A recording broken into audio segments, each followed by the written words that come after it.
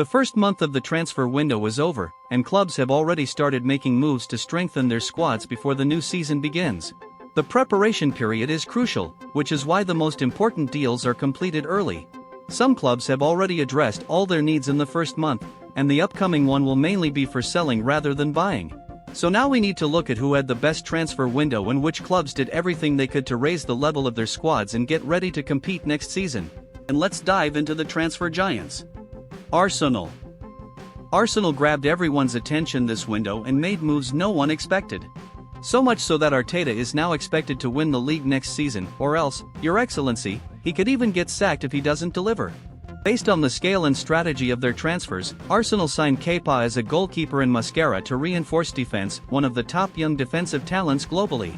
They went into midfield and signed the new Rodri, with Zubimendi being the long-awaited dream signing for Arteta.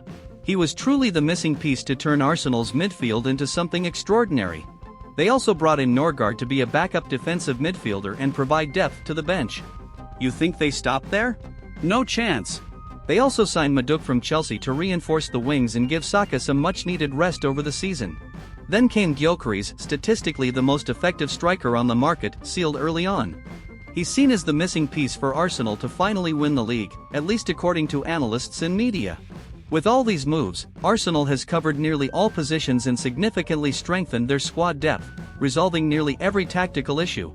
And they're still trying to bring in ease to complete their explosive starting 11 and super bench, going into the season aiming for the long-awaited title. Arsenal's transfer window gets a 10 out of 10 young, high-quality signings at great prices. No patchwork signings, no average players, every deal was top tier, even for the substitutes. So what do you think? Can Arteta finally deliver the league title, or is this challenge bigger than he can handle? Atletico Madrid.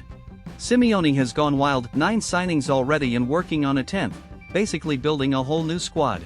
He's clearly decided to lower the average age, raise the quality, and launch a new project aiming to compete with Real Madrid and Barcelona domestically and even in Europe. They brought in Juan Musso as a backup keeper for Oblak.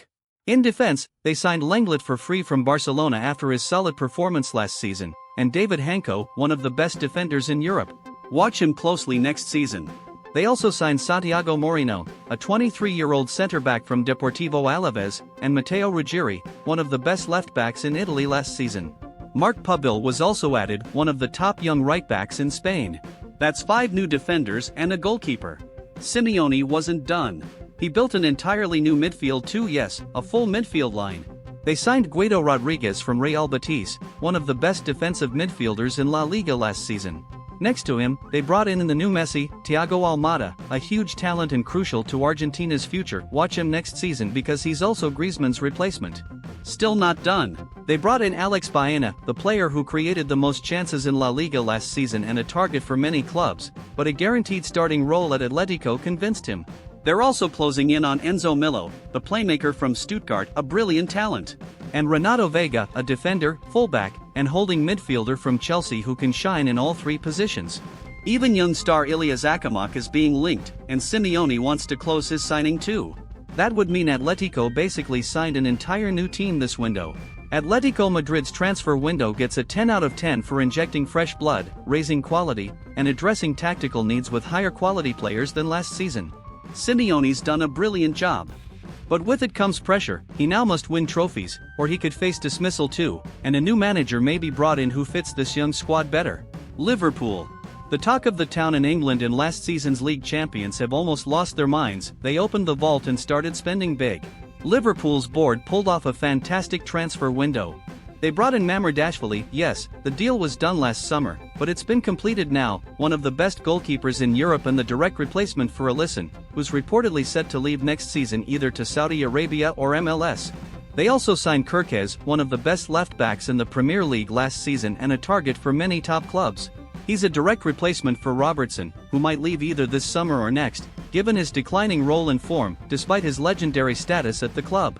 Frimpong came in as a direct replacement for Alexander-Arnold. Statistically, he's the fullback with the most goal contributions worldwide. He'll play a key role in the new tactical plans and might even make fans forget about Trent. Florian Wirtz was the marquee signing. Liverpool beat Man City to the deal. They needed a creative playmaker who can orchestrate the midfield and deliver that magic final touch. No doubt he's one of the best midfielders and playmakers in Europe, and the price paid was well worth it. Then there's Hugo Ekitike, signed to lead the attack or at least be the successor to Diogo Jota. €55 million is a big fee, but with a market value of €75 million and immense talent, it's a solid investment. And Liverpool's business isn't done yet.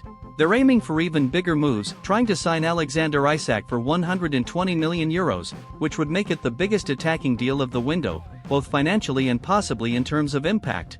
They're also trying to bring in Rodrigo from Real Madrid, after selling Luis Diaz to Bayern Munich for €80 million. Rodrigo would be a clear upgrade and a perfect fit for Liverpool. If they land him, it's a world-class move. And the final name is Marc Guéhi, Crystal Palace captain and a main target for Liverpool. He'd be the long-term replacement for Van Dijk. If Liverpool manages to complete all these deals, their transfer window deserves a 10/10, improving quality, lowering the average age, and covering every weakness with elite-level reinforcements. And that's it, my friend. Tell us in the comments, who do you think had the best transfer window out of these three? Don't forget to like, subscribe, and share to stay updated.